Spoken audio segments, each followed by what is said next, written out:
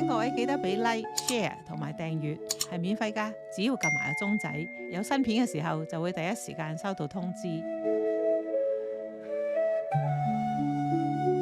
高尾山位於東京近郊，由江戶時代起就有好多信徒前去參拜。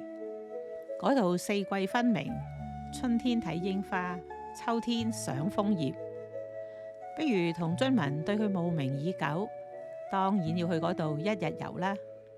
原來去高尾山唔止睇風景，仲可以食到好有質感嘅蕎麥麵添。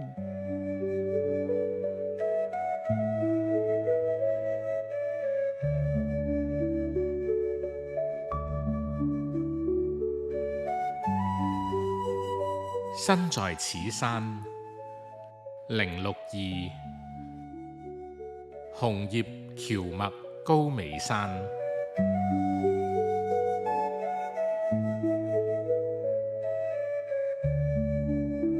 由新宿坐京王線可以直到高尾山口站，有種包埋坐纜車嘅來回套票，最划算又最方便。我哋首先坐纜車上山，貪佢唔使排隊。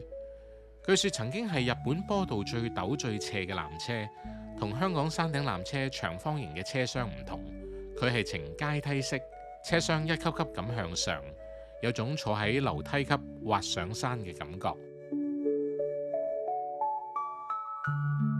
出咗車站就係登山口，跟住路牌同地圖嘅指示，揾到適合自己嘅路線，就可以沿路慢行。我哋行最熱門嘅1號線，條路鋪設完善，行起嚟好舒服。加上嗰日天氣好好，清風吹來，行得好爽。最令我哋驚喜嘅係，雖然只係11月初，居然見到紅葉開始掛喺樹梢。相信到11月底，漫山遍野都係紅葉嗰陣，一定更加靚。山上遊人唔算多，冇嗰種人山人海嘅壓迫感，行得特別舒暢。嗰日有啲小學生跟住老師喺度郊遊，睇見佢哋好天真，但係又好乖咁喺度玩，令到個山更加充滿生氣。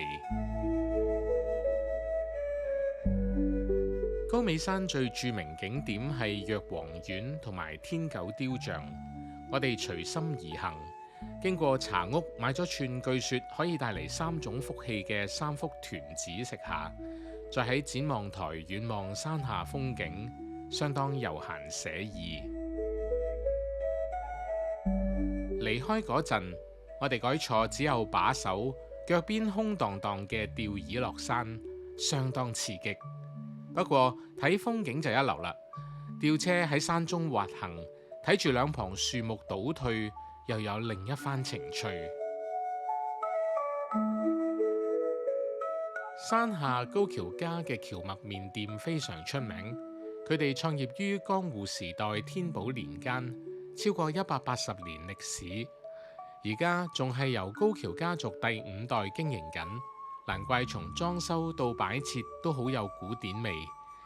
鋪頭入面有棵穿過屋頂、樹齡超過150年嘅柿子樹，唔單止見證住佢哋悠久嘅歷史，仲變成鋪頭嘅招牌添。